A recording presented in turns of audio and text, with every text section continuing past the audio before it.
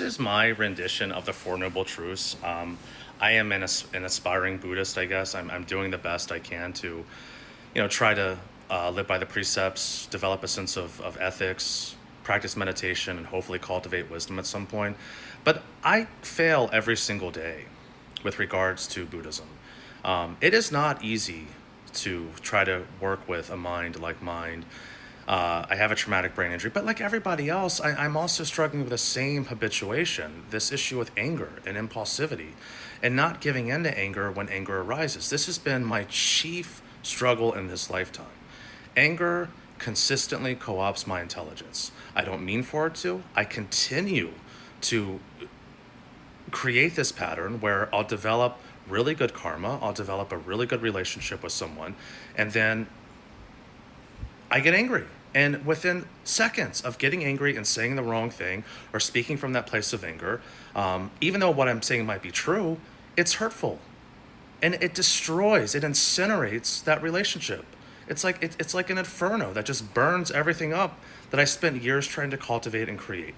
This is anger. It's extremely challenging. And I want to be very clear. I am not a qualified spiritual teacher, but recently I was invited to participate in a Dharma teacher education program.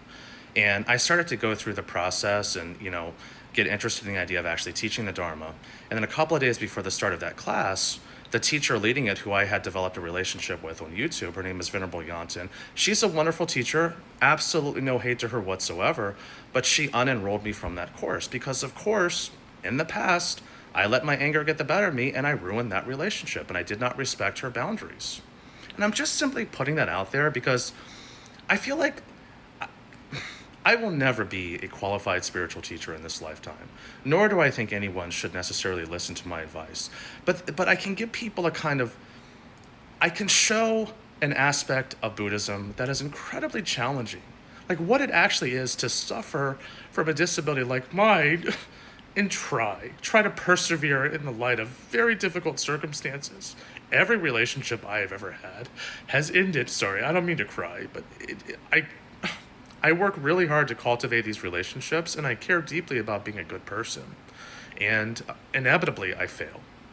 It's been true my entire life. With the exception of my mom, I have not been able to maintain. I'm sorry. This is not easy to do. It's really hard.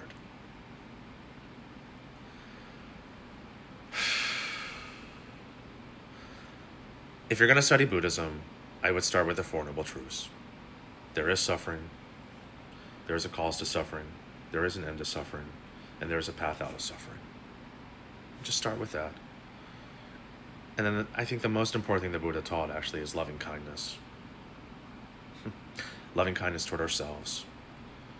And recognizing that we have been at this for an incredibly long time. Even if you don't believe in karma, even if you're just looking at your own past life, maybe a lot of you may not have the same disability I do, but I'm sure you can look back on your life and you can see relationships that anger destroyed. And you learn. You learn and you do better. And you try not to repeat those same mistakes. And you try to do more good. The funny thing about suffering, and like when we cause suffering and we harm other people, it's like pouring salt. It's like trying to remove salt from water. You know what I mean? Like once it's been dumped in there, you can't just take it out. The only way to remove salt from water is to add more water. In other words, to do more good. I have been blessed to have followed so many spiritual teachers on YouTube. And I am profoundly grateful to this platform because it's given me an opportunity to at least understand the conceptual side of Buddhism. However, putting this stuff into practice it's not easy. And I just simply want to show people that we're trying. This is what it's like to be a spiritual aspirant. The most beautiful thing about the Buddha is that he was just an ordinary guy. There was nothing inherently special or unique about him. Yes, he grew up in privilege. Yes, he was a prince, and he was slated to become a king of this great empire. He was a warrior. He was probably learned, but most likely illiterate because, honestly, this was 2,500 years ago, and I don't know how useful a skill literacy was back then. I'm sure he was taught how to read, but, was it as necessary as it is today? Probably not. He had everything. But then he saw sickness, old age, and death. And it caused him to question. It created a sense of dis-ease and dissatisfaction that he could not look away from. And rather than repressing it, rather than turning away and going back to the pleasures of life and just simply distracting himself, he did the most difficult thing of all. He turned toward his suffering. And he pursued an answer. And he found it. He found it. He realized that causes come from effects. It's very simple. When we create the conditions for goodness to arise in our life, we experience more goodness.